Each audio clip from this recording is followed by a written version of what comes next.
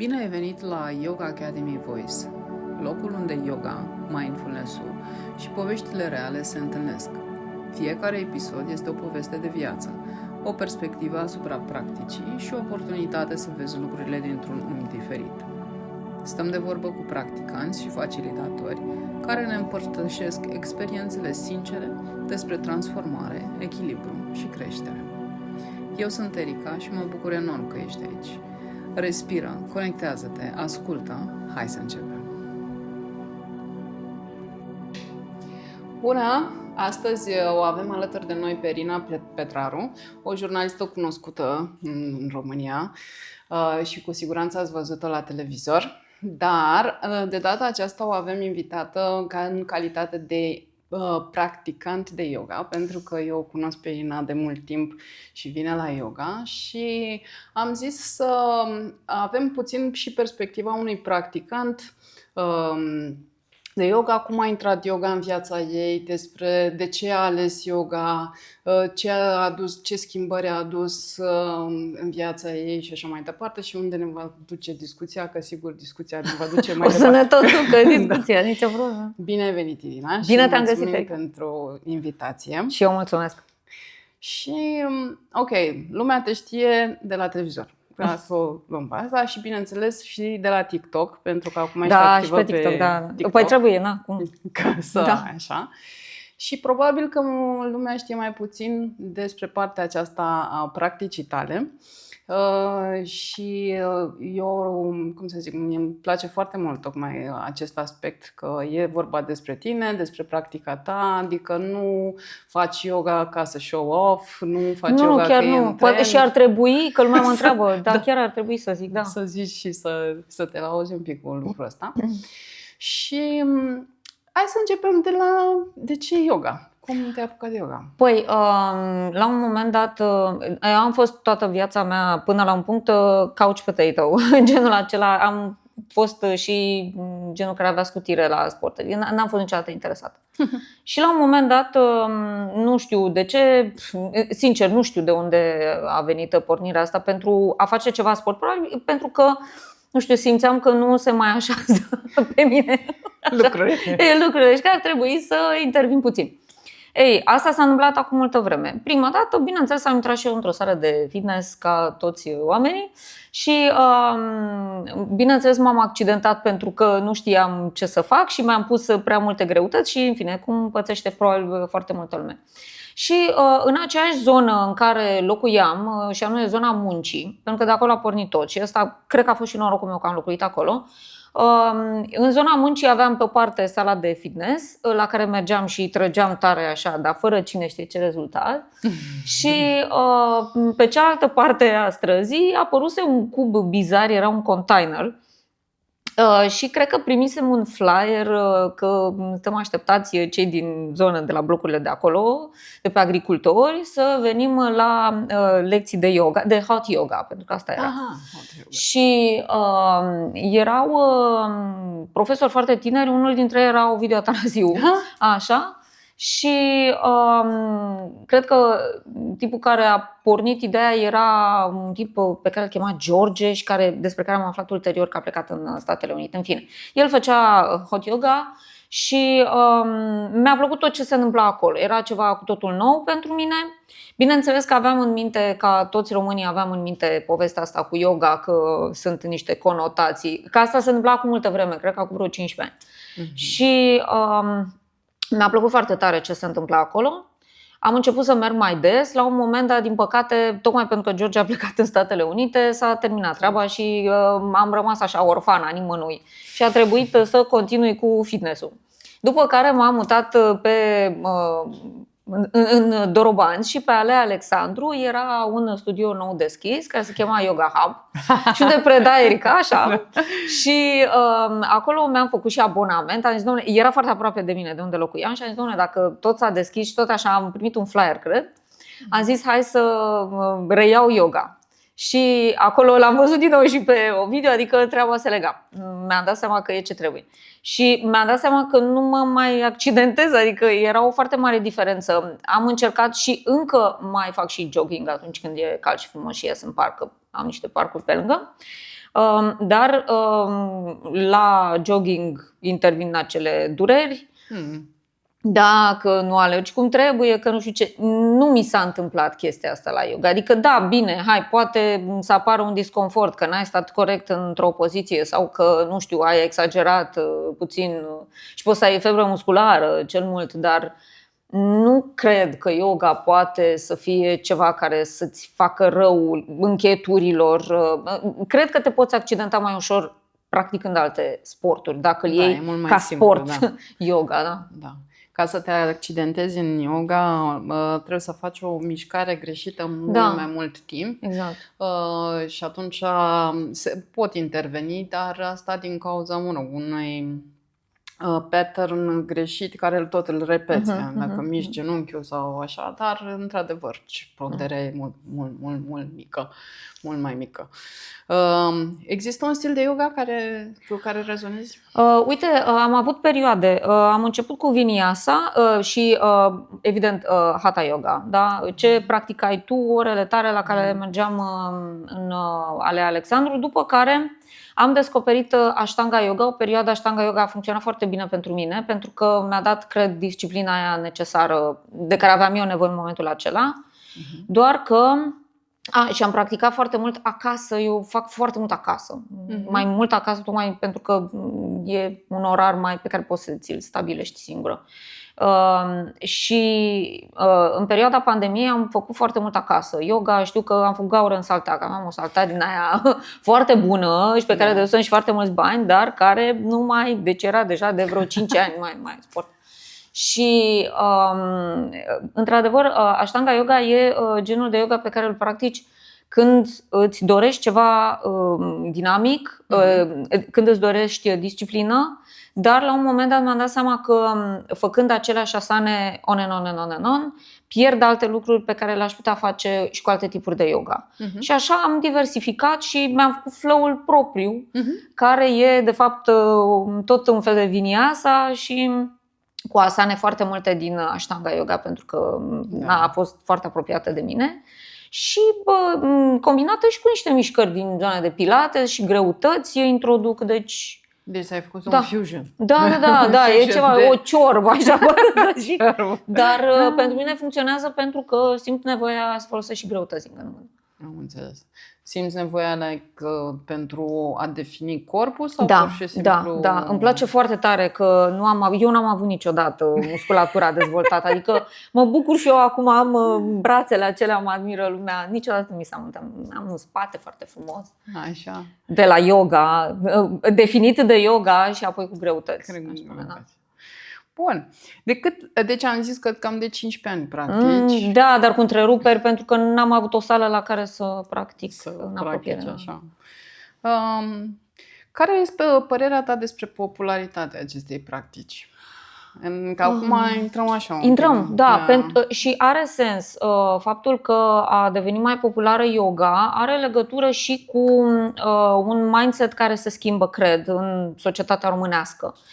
Vedem din ce în ce mai mulți oameni interesați de healthcare, interesați de anti-aging, și eu sunt fan anti-aging, bineînțeles, și interesați de terapie, de spiritualitate, într-un mod sănătos. Lucrurile acestea erau cumva, poate, nu știu, forțate acum ceva vreme, dar vezi din ce în ce mai mulți oameni care cred că tind să privească în interiorul lor, pentru că în exteriorul nostru se întâmplă atât de multe lucruri și atât de mult zgomot și în interior cred că simți nevoia să te regăsești și să cauți niște răspunsuri.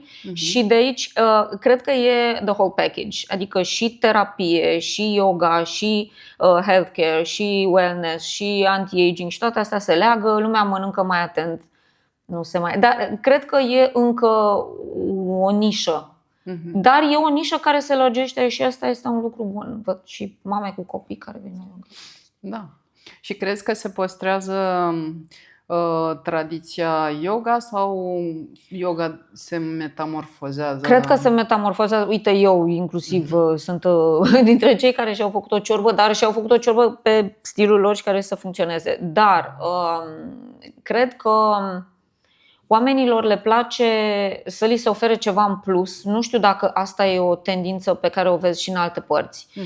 Le place, de exemplu, să faci o oră, și tu ai simțit exact acest trend, pentru că te-ai adaptat foarte bine.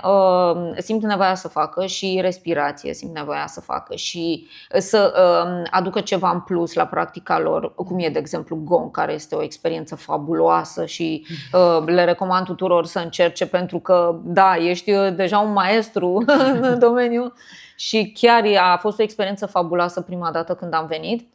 Și tocmai o practică de yoga, cel puțin ce faci tu, e o practică de yoga complexă, pentru că nu vorbim doar de partea sportivă, pentru care vine foarte multă lume. E și, evident, și partea de relaxare, pentru că foarte mulți vin după serviciu, dar ai și partea aceea de respirație, care este foarte folositoare și tocmai că nu inclus niște exerciții foarte grele, ci niște exerciții pe care poate să le facă toată lumea și care sunt la îndemâna tuturor. Și automat lucrurile astea pot fi făcute și acasă, nu Gong-ul, sigur, dar poți să preiei, adică poți să preiei de la tine. De asta îmi și place să vin să fac și cu alții și să vin la tine la ore, pentru că înveți foarte multe lucruri de aici, nu poți să faci doar acasă sau ai cum să evoluezi. Da, dar privind lucrurile, pentru că multă lume zice că ok, tradiția yoga, practica yoga te duce către atingerea samadhi. Dar de la această lemă, definiție, până la cum adoptăm noi practica yoga și la ce o folosim noi, este o ușoară diferență. Adică, și la asta mă refeream. Cum vezi tu, ți se pare că este o scindare sau este un drum spre, sau este un de serviciu, practica cum o facem noi acum? Nu, în niciun caz. Nu, pentru că am simțit-o pe mine. Eu am rămas, recunosc, la suprafață și am văzut mai degrabă partea de sport, da? Pentru că poți să te limitezi și asta este basic. Eu am rămas la basic, recunosc. Am făcut și meditație, îmi place foarte tare și aș vrea să merg mai departe și pe zona asta, să o dezvolt, să învăț, adică. Dar, uite, s-au schimbat niște lucruri în modul meu de a mă alimenta, de exemplu, după ce m-am apucat de yoga, dar fără să fac ceva anume. Deci, cumva se schimbă mindset-ul, cred. Și poate că asta li s-a întâmplat și altora, că vorbeam de mișcarea asta globală cu oamenii care încep să fie interesați și de spiritualitate și de terapie.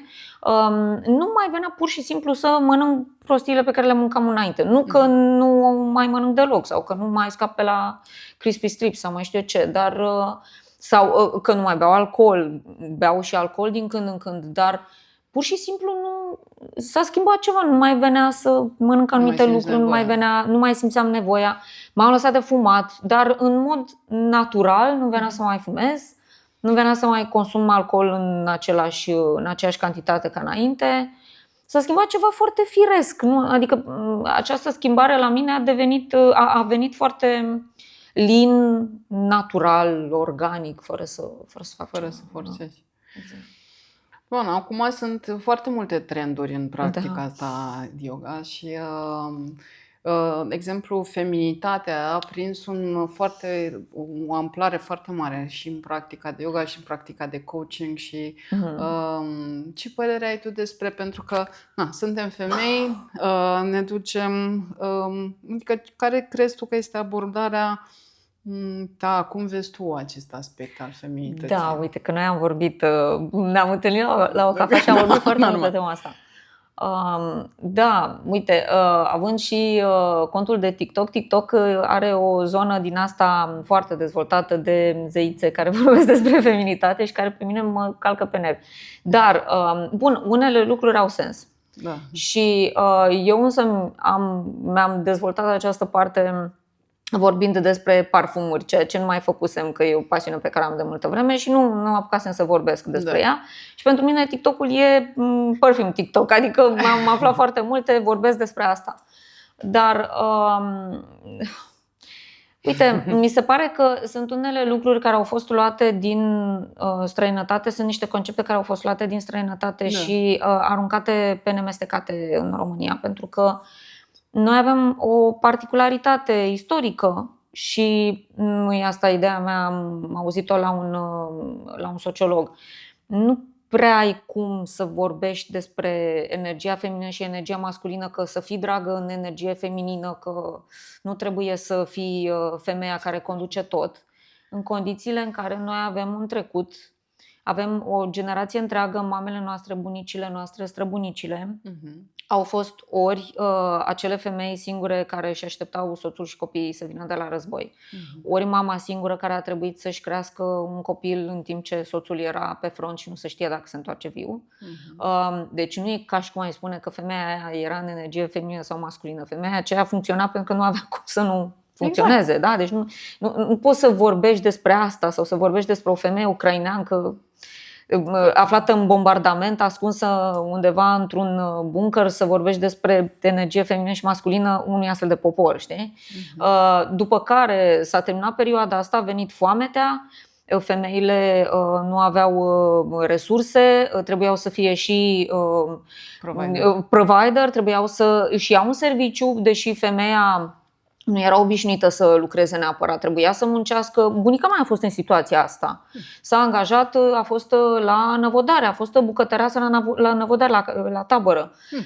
Și a crescut băiatul tot așa într-o perioadă foarte grea. După care au fost toate acele femei care aveau soții închiși, s-au dus la canal. Adică cum poți să vorbești despre asta? O perioadă istorică foarte lungă, după care a venit comunismul, iar în comunism aveai tovarășa care era obligată să muncească. Cum să nu muncească tovarășa? Era la strungă.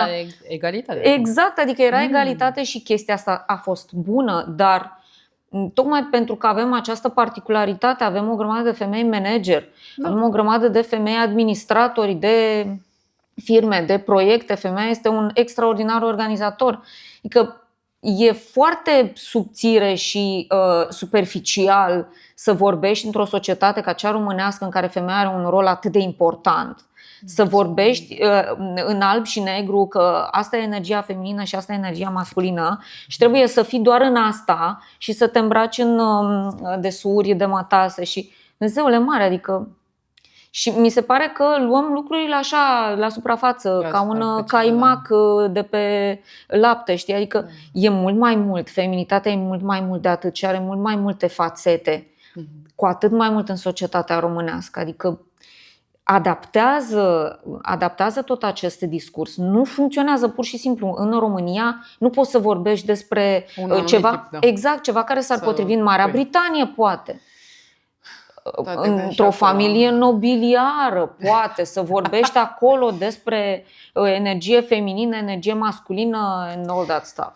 Crezi că te ajută yoga să-ți identifici această valență, să-ți dai seama de energia ta feminină, de energia ta masculină? Da, pentru că cred că și de asta există yin yoga, care e acea variantă foarte calină, teoretic, da, deși este foarte grea, pentru că trebuie să stai foarte mult. Da, teoretic. Pentru că trebuie să stai foarte mult în pozițiile acelea și e de-a dreptul un efort. Un efort poate chiar mai mare decât la Ashtanga Yoga, când trebuie să stai 5 secunde, 5 respirații. Dar da, este genul acela de practică pe care o simți și ți-o adaptezi în funcție de ce ai tu nevoie. Și tu ca femeie treci prin diverse etape și trebuie să adaptezi practica la acele etape. Asta este frumusețea din punctul meu de vedere, că asta discutam și noi atunci la cafea. Energia masculină, pentru că yoga tratează foarte mult energia, combinația dintre energia feminină și energia masculină, care până la urmă se află indiferent de ce tip de corp ai, masculin sau feminin, ca și sexualitate. Și e tocmai acest dans frumos între cele două energii și dacă le înțelegi, atunci ele nu neapărat au o formă în exterior, cum din păcate. E adevărat că putem să mergem pe ideea fake it until you make it, ne îmbrăcăm în femei până când ajungem să ne simțim femei, dar până la urmă energia feminină constă în ceea ce simți și ceea ce trăiești. Și da, este foarte frumos și cultura indiană care ne dă acest periplu când vine despre formele energiei feminine. Fațete, mai bine spusele, da. feminității. Pentru că în hinduism toate aceste zeități feminine și, bineînțeles, pe partea cealaltă zeitățile masculine, pentru că e frumos să vezi jocul dintre ambele energii ca să înțelegi, de fapt, energia feminină și masculină, cum se completează, când se completează, care e tipologia. Și chiar discutam că multă lume zice, nu, că trebuie să fim aceste diafane. Zic, da, în anumite cazuri suntem aceste diafane, în momentul în care ne permite contextul, dar în anumite momente suntem cali, da, și putem să fim foarte războinice, mai ales când, de exemplu, este amenințat puiul, da, atunci este acea energie feminină care este foarte violentă, da? Care poate să omoare, care poate să facă dreptate. Da? Este și energia care cântă și spune poezii, dar și la bărbați este la fel. Că îl avem și pe Shiva, îl avem și pe Krishna care cântă, adică... Poți să fii din toate. Da. Și mi spuneai că e una dintre aceste zeități e single mom. Adică, avem cât de înaintea vremurilor noi erau... Da, pe asta este frumoasă dinamica și să vezi poveștile, pentru că ei, prin poveștile acestea în Purane, practic ne dau niște dedesubturi care ne fac să înțelegem puțin când ești într-o energie feminină de anumit tip, vei avea anumite valențe, plusuri și minusuri. Frumusețe, da, este că, practic, energia feminină și masculină le conține pe toate. Și în funcție de ce vârstă ai, le vei manifesta într-un anumit fel și în funcție de conjunctură și în funcție de multe altele. Și, bineînțeles, la final ajungem să și alegem, că asta e frumusețea, chiar să poți să alegi, să zici, acum eu vreau să fiu în energia aceasta feminină. Da. Și da, energia feminină nu este ușoară, cum nici energia masculină nu este ușoară, că nu este ușor să conții și să fii și să stai și să accepti lucrurile și să schimbi lucrurile tocmai prin acceptare. Este complicat. Da, și prin acceptare și prin înțelegere, că până la urmă cred că asta e maturitatea, să te înțelegi. Și să iei inclusiv din toate lucrurile pe care le auzi pe TikTok și prin altă parte despre feminitate, să iei ce îți folosește. Nu ce îți dă cineva pe nemestecate, poate nici ea sau el nu au înțeles exact despre ce vorbesc. Da, este păcat pentru că de multe ori eu cred că e un deserviciu și față de identitatea ta ca și corp, de exemplu. E posibil ca multe fete sau mulți băieți, pentru că au o energie feminină, băieții mai mare, atunci să își nege corpul. Da. Sau viceversa, care are altă legătură. Corpul e una, energia e alta și trebuie să existe un echilibru între. Dar corpul oricum conține respectiva energie. Da. Și cred că se alimentează greșit mai ales pentru tineri, pentru teenageri care ei se uită către aceste canale și zic, deci dacă nu-mi place să port fustă, înseamnă că eu nu sunt fată. Sau dacă vreau să fiu director de bancă și sunt puțin mai așa, nu sunt femeie. Ești un alt tip de femeie. Adică... Pe mine asta mă enervează foarte tare, formula asta, ești prea mult în energie masculină, dragă, sau ești prea mult în energie feminină, de asta atragi, nu știu, aici intrăm în altă zonă care e ultra toxică, cea de dating. Da, ideea este că poate ne aude cineva și măcar au curiozitatea să se descopere, că până la urmă practica yoga te ajută să te descoperi și să-ți descoperi identitatea și energia feminină sau masculină așa cum este, să vezi când o folosești, cum o folosești, cum poți să o exprimi. Și de aici mergem un pic așa, observi o oarecare deschidere a oamenilor către tradiții autentice, către a căuta puțin mai adânc în practica asta de yoga, sau consider că mai mult rămân la nivelul de corp fizic? Cred că foarte mulți rămân la nivel de corp fizic și cumva se limitează ei înșiși, ele însele, pentru că am văzut asta și nu judec, pur și simplu sunt nevoile tale din momentul respectiv. Am văzut în foarte multe cazuri, mie îmi place să lucrez pe forță, îmi place să fac ceva dinamic când mă duc la yoga. Și sunt persoane care nu-și doresc asta, își doresc, bineînțeles, să facă ceva relaxant la finalul zilei, pentru că fiecare își cunoaște corpul mai bine. Dar mi se pare că te blochezi cumva rămânând în zona asta, că yoga e doar ceva ce trebuie să faci ca să te relaxezi, să vii la finalul zilei și te relaxezi acolo la yoga. Poți să ieși puțin, adică am văzut de multe ori când se făceau niște exerciții mai în forță, erau oameni nemulțumiți că iar ne pune să facem, iar ne chinuie aici. Transpirăm. Da, e ok să încerci asta și nu e nicio problemă dacă nu poți să le faci. Pentru că și asta cred că se întâmplă, se compară lumea și cred că bărbații de foarte multe ori evită să meargă la yoga și din cauza asta, pentru că, în primul rând, că vor vedea foarte multe femei și destul de puțini bărbați și asta poate că îi inhibă. Dar nu vor să depășească o anumită zonă, adică cred că e mai greu și corpul lor e puțin mai greu pentru...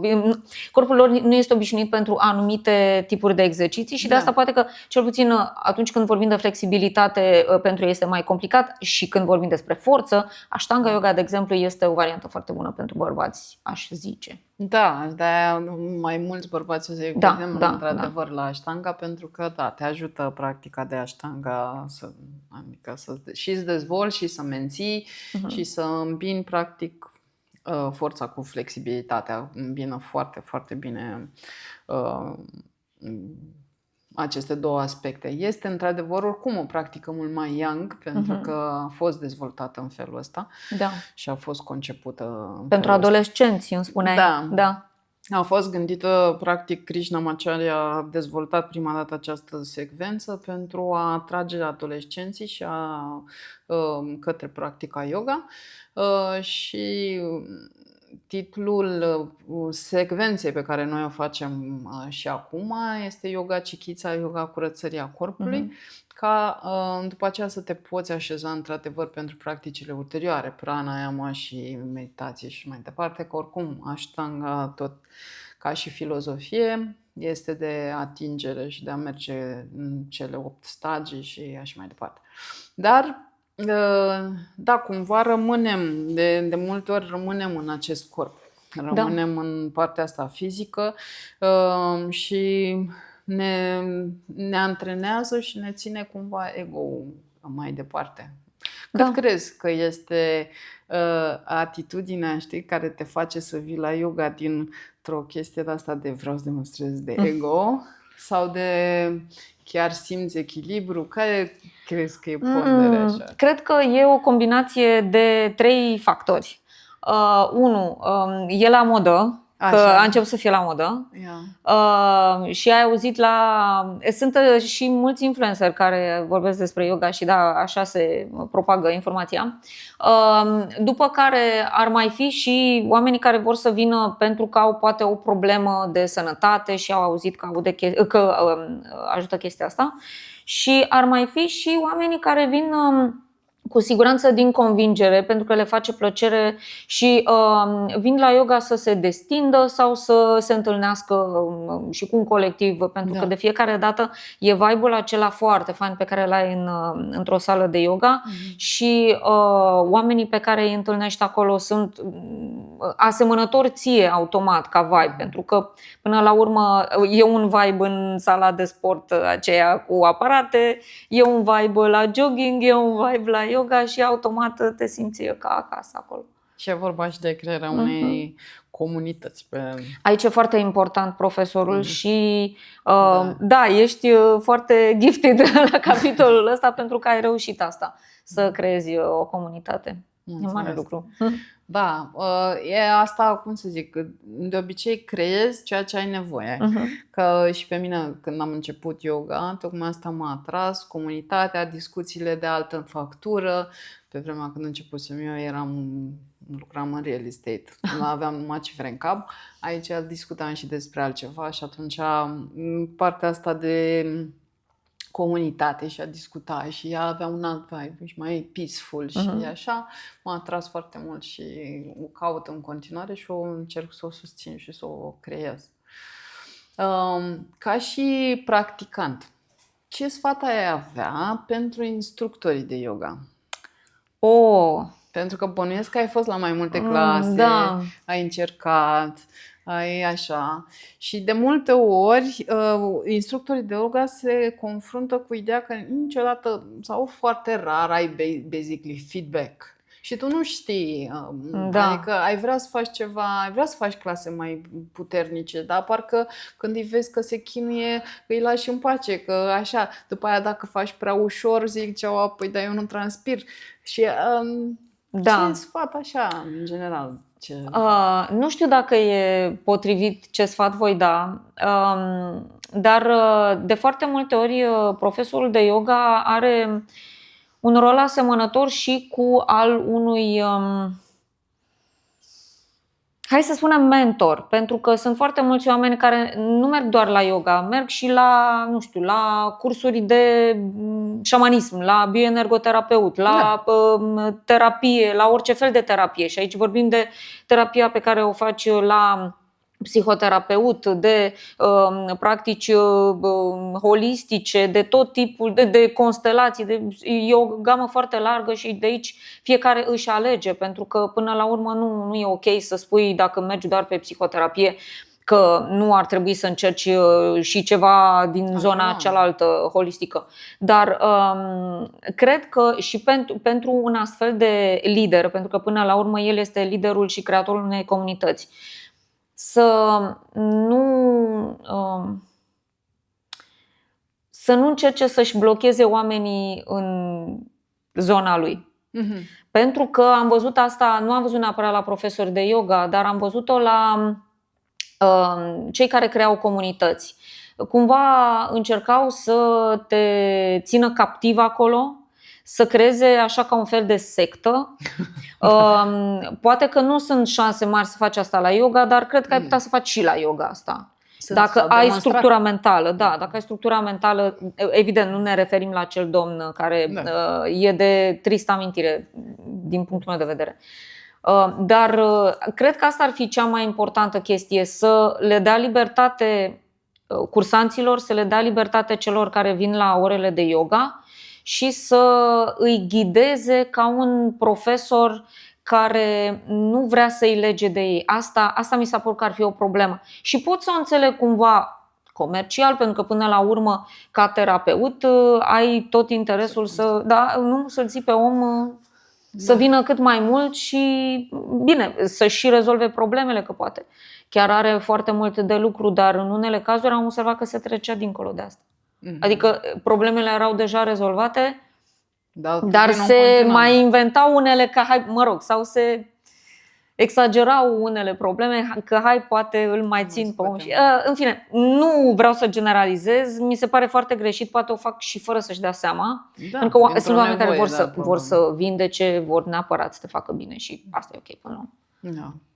Deci cumva tu vezi cum comunitatea aceasta de yoga că ar trebui să aibă o versatilitate, adică să îmbine și să nu fie exclusivitate și asta. Și cumva, uite, am văzut această gândire de sectă, din păcate, în România. Eu am văzut-o, nu știu dacă și alții au perceput-o, dar am văzut această mentalitate de sectă. Noi suntem aia care practică un anumit tip de yoga și noi suntem aia mai șmecheri, restul sunt niște mimoze care vin și fac și ele așa un pic seara după job. Și asta mi se pare foarte greșit. Mi se pare o atitudine care nu are nicio legătură cu yoga și nicio legătură cu spiritualitatea. În mod evident. Da, din păcate știu că se mai întâmplă lucrurile astea. Acum, Și profesorul trebuie să aibă grijă la asta, pentru că dacă profesorul le dă mână liberă acestor oameni care vor ei să se organizeze ca o sectă, că așa simt ei să fie cei aleși, ar trebui să le taie. Eu asta cred. Adică da, come on, uite, poate mai vine lumea, adică nu rămânem un cerc compact aici, noi suntem practicanții unui tip de yoga și doar noi suntem mai aleși și noi mâncăm rădăcini de copac și come on. Ți se pare că avem în România o comunitate de yoga sănătoasă? Nu.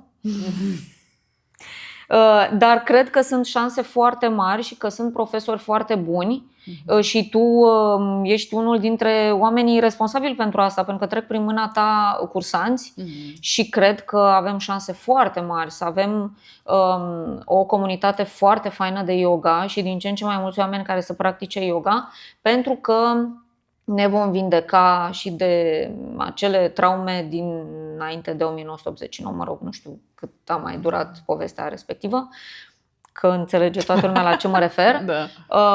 Și, mă rog, e până la urmă alegerea fiecăruia, dacă își dorește să fie într-o astfel de structură, e ok și nu îl judec, dar din punctul meu de vedere, acea grupare a făcut enorm de mult rău în tot ceea ce se poate numi yoga. Adică încă se mai simte chestia asta, încă mai sunt oameni care atunci când află că mă duc la yoga, wink wink, yoga, deci la yoga din aia, yoga din care, adică yoga din care aia. Da, și e foarte, da, eu cred că suntem pe drumul cel bun și sunt profesori foarte buni. Culmea e că aflu ulterior că au fost cursanții tăi și le detectez stilul, adică au un anumit stil disciplinat și foarte organizat de a face cursurile și întreb, ai făcut ei așa? Adică e un trademark deja. Mă bucur foarte mult să aud asta, pentru că da, asta a fost dintre, eu când am descoperit yoga, chiar mi s-a părut păcat că și am zis, măi, noi trebuie să scoatem yoga din subsoluri, că exact asta a fost. Eu m-am dus la un moment dat la o clasă de yoga. Bine, am întâlnit-o într-adevăr în un centru de fitness și de aia am mers, pentru că am simțit mai safe să mă duc acolo. Dar după aceea, după ce am prins gustul, zic, hai să mă duc și în afară. Și efectiv am ajuns într-un subsol și am zis, măi, este creepy să mergi să faci niște chestii într-un subsol. Da. Și am zis, eu am încredere acum și mă duc și fac, dar mă gândesc așa cu mintea mea de om care, ok, analizez și văd lucrurile, dar nu m-aș fi dus, dacă nu știam deja. Deja, dar te duci într-un subsol. Ok. Da. Ce se întâmplă aici?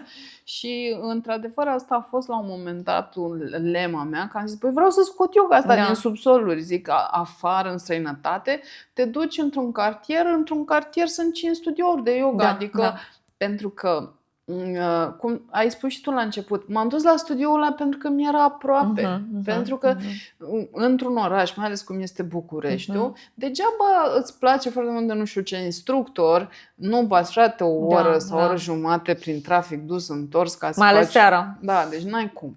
Da.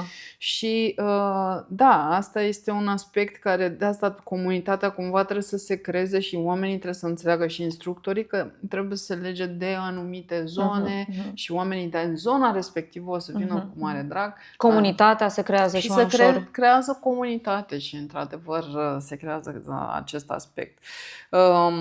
Și Doamne ajută să mergem către această comunitate.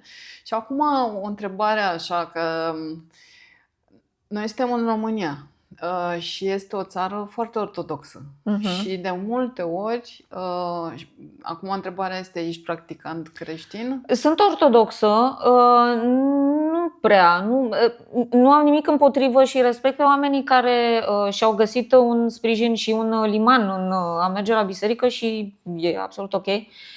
Nu am ajuns în faza aceea, poate voi fi, nu am fost până acum. Dar nu văd absolut nicio problemă în asta. Adică, da, știu că sunt oameni care poate au înțeles că yoga este ceva care ține de sectă, da? Că vorbeam ceva mai devreme, și că ți se bagă niște chestii în cap acolo la yoga și că sunt contrare principiilor după care ne ghidăm în viață ca ortodoxi sau catolici sau whatever.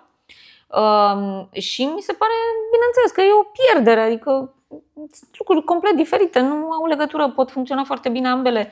Și mai mult de atât, dacă vei căuta originea și vei încerca să înțelegi în profunzime despre ce e vorba, vei vedea că sunt foarte multe lucruri în comun pe care le ai. Da. Bine, sunt foarte multe lucruri în comun între toate religiile, ai același pattern peste tot și ai doar iubire și pozitivitate și oriunde.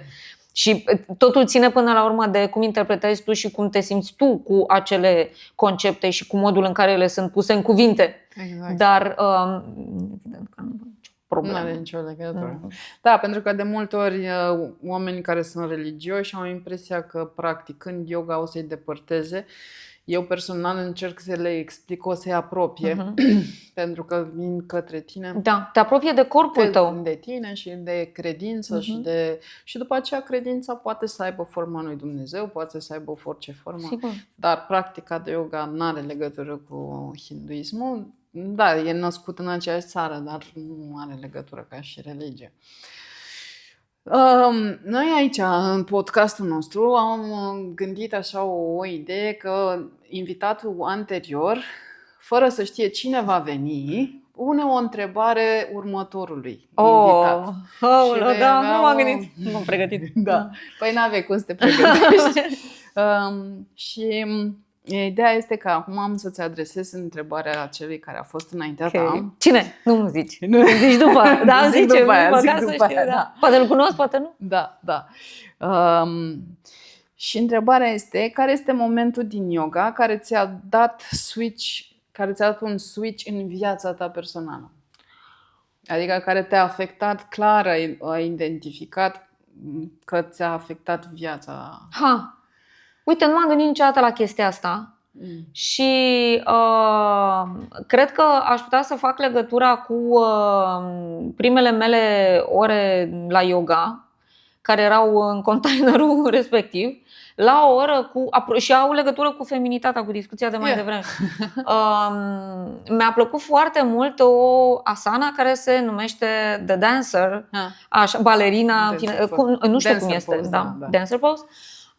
Și îmi plăcea foarte mult, evident că nu puteam să mă țin foarte orice cădeam așa, dar mi se pare că acea asana cumva mă reprezintă. Știu că îmi plăcea foarte tare, mi-a plăcut foarte mult de la bun început și am tot practicat-o ca să reușesc să mă mențin cât mai mult în postură și să pot să arăt foarte bine și în poze.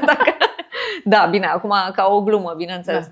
Dar da, aș putea să spun că sunt anumite asane pe care le simți foarte apropiate de tine, dar în același timp știu că atunci când nu poți să faci o asana, ar trebui, tocmai acela este semnul tău că trebuie să repeți, să muncești foarte mult, pentru că e ceva de care corpul tău are nevoie.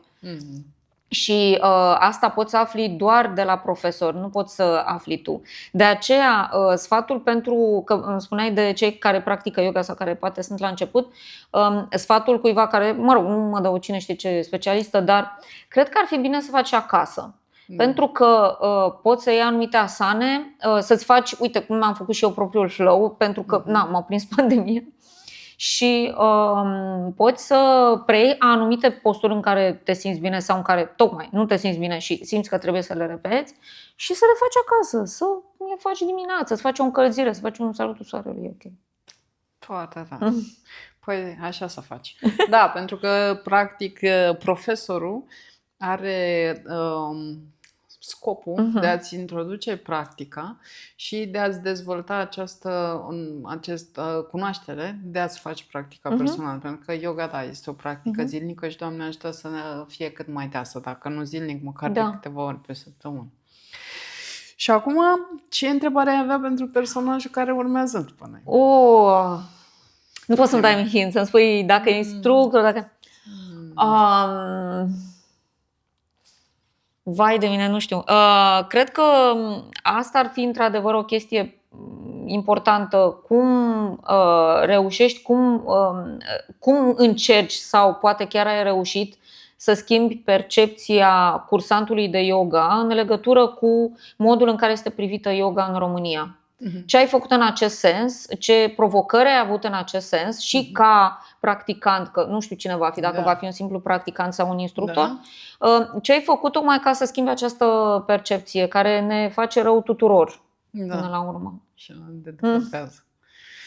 Ok, o să vedem și răspunsul. Abia aștept. Și sper că i-am răspuns interesantă și celui care sau cele care a adresat întrebarea, o să aflu după. O să afli după, da. Iar voi o să aflați, că o să vă dați seama după Așa, din podcast. Da, trebuie să le urmărați pe toate să vedeți de unde a venit întrebarea asta. Bună idee, da, mulțumesc foarte mult că ai venit și cu siguranță vom mai avea teme și cu siguranță te vom mai chema cu alte subiecte. Acum este doar începutul așa și ne încălzim. Și ce să zic, îți urez succes cu TikTok-ul. Oh, da. Da, TikTok-ul nu prea merge acum, nu știu, s-a schimbat algoritmul, Dumnezeule, toată lumea de ce s-a întâmplat acolo, da. Și mulțumim pentru invitație, și eu mulțumesc pentru onorarea invitației și vouă pentru că ne-ați ascultat și sper să continuați să ne urmăriți și să ne vedem și la clase, dacă se poate. O zi bună! Namaste!